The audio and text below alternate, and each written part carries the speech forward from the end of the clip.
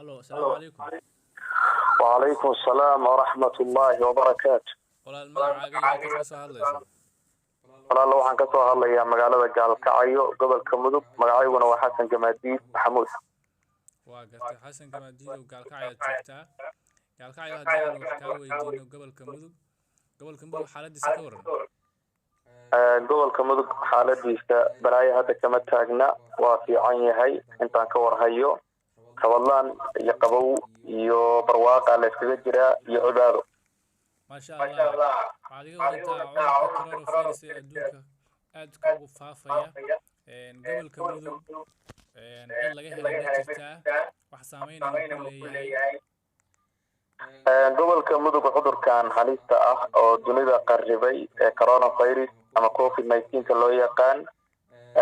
oo dunida maaragtay qasaya haddaan ka hadlo gobolka hadda aan joogo walow anigu aan indhaha saarin laakiin waxa igu maqaala hal qof in laga helay inta kale oo joogtana ilaahay waxaan u weydiinayaa inay ka badbaadaan cudurka halista ah. waan gartay maadaama halkaas laga helay cudurkiina uu si farac badan u faafayo bulshadu ma sidee ka aaminsan tahay xanuunkan ma ka feejigan tahay ma hargab bay ka aaminsan yihiin mise xanuun khatar ay ka aaminsan yihiin sidee bulshadu ka aaminsan yihiin xanuunkan waa mahadsantahay waa su'aal jawaabteeda mudan xanuunkan horta markuu bilaabanaya 99% dadku kuma baraarugsanayn ummaddu waxay lahaayeen waa cudur iska safmar oo iska dhamaanaya mar waxay leeyeen waa fududiye annagana dhaafay oo dadkii intii hartay ku dhacdhacaya laakiin hadda waxaad moodaa in la maaragtay si toos ah loo fahmay oo dhakhaatiirta amarkeeda la qaadanayo walow aad ka dareemayso bulshada isdhexgalkii iyo musaafaxayntii ama gamca isqaadidii ama maaragtay kulankii inay tabti u yahay laakiinse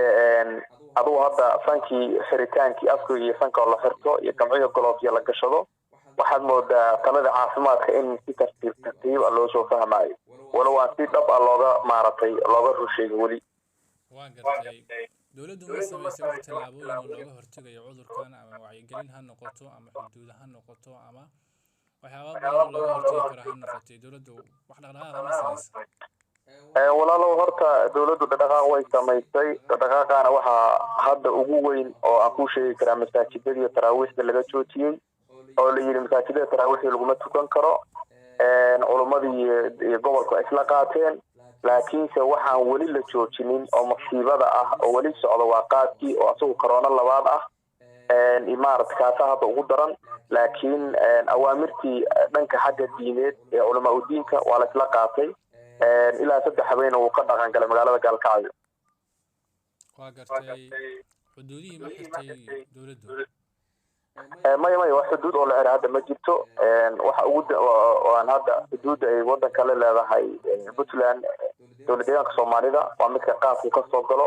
waa midka gaadiidka socodka ka soo galo waa kastanka Dar es Salaam asagu ma xuduud la xiray iyo ciidan la geeyay midna ma jirto dadkii maaragtay dhakhaatiir caafimaad oo la geeyay ma jirto oo qoladii ama qalabkii maaragtay lagu baari lahaa cudurka ha noqoto marka wax xuduud oo la xiray hadda ma jirto ilaa al'aan sababta xuduudaha la xiri lahaa waxa ugu weyn kuwa dawladda deegaanka aan la leenahay iyaguna waa furan yihiin. waan gartay haddii aan intaa uga tago cudurka coronavirus iyo xaaladiisa aan ka wareystay haddaan u soo noqdo waddanka xasuna waxaa ka jira Soomaaliya roobab badan oo higaana ka da'ayo oo geysanaya khasaaro daadad iyo dhibaatooyin ummadda Soomaaliyeed u geysanaya sida hadda meesha ka dhacday baar dheere ama qardho oo kale marka waxaa ka weydiinayaa gobolka Karkaar qardho dhibaatadii ka dhacday dadkii ma u gurmadeen sidee dadku u gurmadayaan xaaladda naga sii gobolka Mudug haddeer aan kula hadlayo idaacadaha qaarkood masaajidada qaarkood magaalada dhexmarkeeda inta waxaad ka dareemaysaa akoonka gurmadka qardho iyo hadalhaynta iyo ururiska iyo tabarucaadka baad ka dareemaysaa marka aad bay hadda gobolka Mudug horena wax looga aruuriyay haatanna ay ugu jirtaa walaalahooda inay intii tabartooda garab istaagaan dhalinyartii iyo gobolkii iyo degmadii iyo dhammaan shacabkii iyo culamaa diinkii iyo hooyooyinkii waxay isu garab taagan yihiin inay maaragtay si mug leh u garab istaagaan reer qardho marka aad baan u rajaynaynaa inay mug weyn ka geystaan insha Allah. waxaan dareemayaa in si xawli ah loogu gurmadayo walaalaheen reer Qardho ma is leedahay waad dareemi kartaa gurmadkii ka dhacay gobolka Gardafuun loo arooriyay tirada badnaa musuqmaasuqa ka dhacay ma is leedahay wadadii hore maraya mise waxa is leedahay tii hore lagu qaadanaya horta labaan u kala qaadaynaa kii Gardafuur horta gacmo badan iyo guddi maaragtay aad moodinayso oo iswaafaqsaneen bay ahayd laakiin tan Qardho way ka duwan tahay madaxweynaha Puntland Daney wuxuu maaragtay u magacaabay guddi oo lagala xisaabtamayo arrintaas walow aan guddiyo kala socday hadda jirtiin hal akoon oo lacagta lagu ridayo meel walba oo la joogana waa loo sameeyay marka taas waxaan u maleynayaa 10 weyn baa laga qaatay laakiin hadda tan inay tii hore ka bedelaan doonto midda kale aan ku darayna adoo raaliya waxa weeyaan qolada akoonka haysa oo maanta ay mas'uuliyadda ay saaran tahay ilaahay ha uga baqeen wixii mas'uuliyiinta iyo dadka walaalahooda ay gaarsiiyeen dadkaas tabaalaysan oo qaar asayda qaadeen oo qaar caruurtooda ku waayeen oo qaar aabahoodii hooyada ku waayeen wixii loo dhiibay ilaahay inay uga maaragtay uga baqaan oo sidii loogu talagalay u gaarsiiyaan ba ayagana kula dardaarmeen waa tahay su-aasheeda ugu dambayso aan ku weydiinayo xasano waxa weeye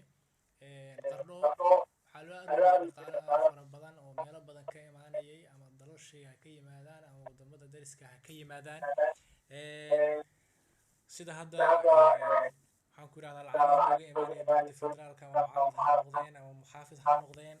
ma is leedahay lacagaha inayso dowladda iyo mucaaradka iyo mucaaradka Qardho waxaa ka soo dhex muuqatay والله ما سنتهاي horta mid baan rabaa inaan ku xaqiijiyo anigu siyaasi ma ahi laakiin waxaan ku xaqiijin karaa tabarucaad aad u fara badan dawladda wax soo dhiisay lacag 1 milyan ah xildhibaano magaca kule baarlamaanka Soomaaliya ayaga lacag soo dhiibay mas'uuliyiin walaalaayo qof walba ugu talagalay maaragtay inuu Qardho wax gaarsiiyo qof isdiisu soo xilqaam intaba waa jiraan anigu waxaan oran lahaa dawladda Soomaaliya hadda anigu ma dhihi karo 2021 ba ka dhex muuqatay Qardho laakiin waxaan oran karaa dadkii shacabkii iyo dawladdii ayagu maaragtay dawladda u ahaayeen wax gaarsiiyeen inta in ka badanna waa laga filayaa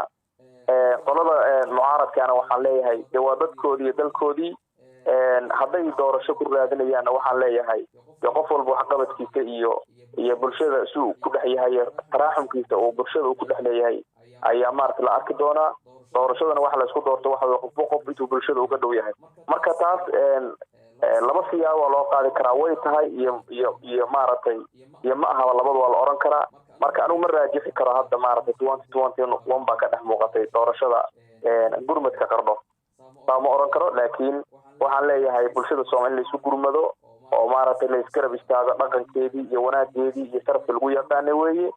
waxaan xasuusin iga mudan adoo raalli ah gobolada waqooyiba hadda ay ka socotaa gurmadka oo aad arkaysay gudoomiyihii wadani Xirro inuu lahaa loo gudmo reer Qardho marka Soomaaliya waa isku mid waa isku halid waa isku walaalo wax ay kala yihiin lama arko marka waxaan rabaa mucaarad iyo muxaafidba masiibooyinka hadda maaragtay Qardho ugu weyn tahay iyo kuwa kale oo gobolada ka jiraba sida ay si ka badan baa la isu garab istaago bisha Ramadaan fadligeeda iyo maaragtay wanaageedana Allahna waafajiyo Soomaalina waxaan oran lahaa Ilaahay qalbigeena ha soo jeediyo wassalaamu calaykum wa rahmatullahi wa barakaatuh aad baan u mahadsantahay xasan oo hadii aan dhageysto xiga